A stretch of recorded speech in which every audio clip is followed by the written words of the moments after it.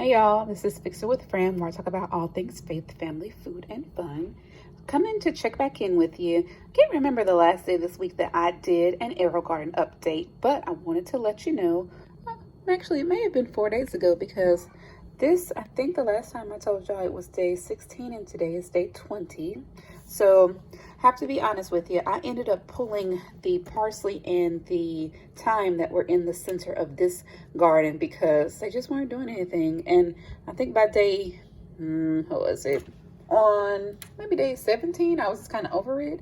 So I popped in 2 of the lavender pods from I'm going to turn this around because I realized it was turned.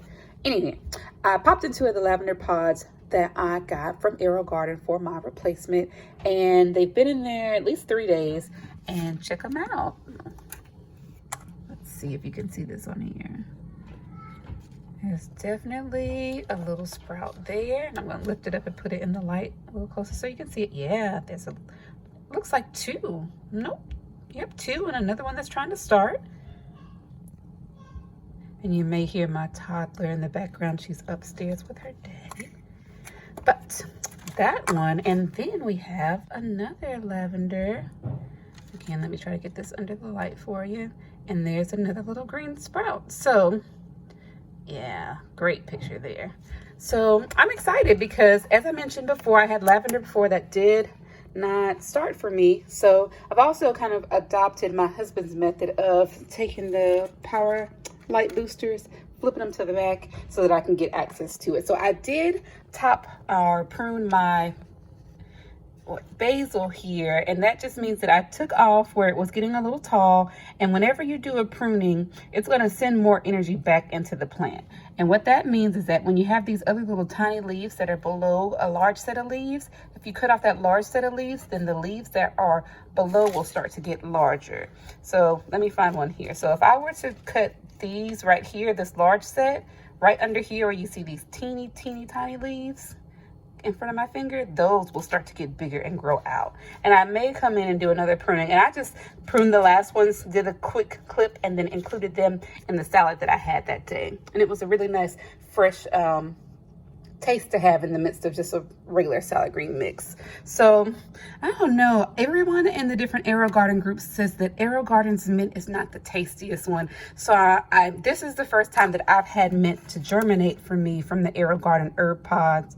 So I was excited, but now I'm nervous because at some point I am going to have to try this mint out. And if I don't like it, then I do have some other seeds, but if they're all AeroGarden seeds, then I guess they're just not going to taste good. I don't know. But say all that to say, what I will do in the future is just try some of my mint seeds that I have in my regular seed collection. I think they may be Burpee seeds or some other brand.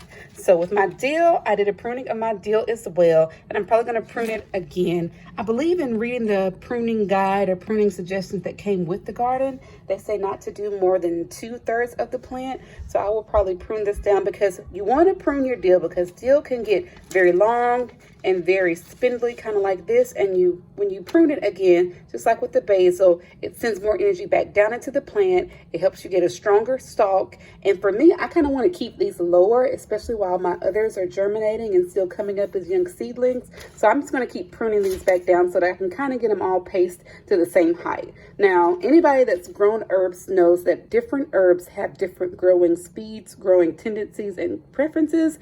But as much as I'm able to kind of moderate and keep it the same, I'm going to do that. So just a little bit of monitoring, a little bit of pruning, maybe even bonsaiing these a little bit just to keep them kind of contained is my plan. And there's this other basil at the end that I did the same thing to. I pruned it back and got it under control.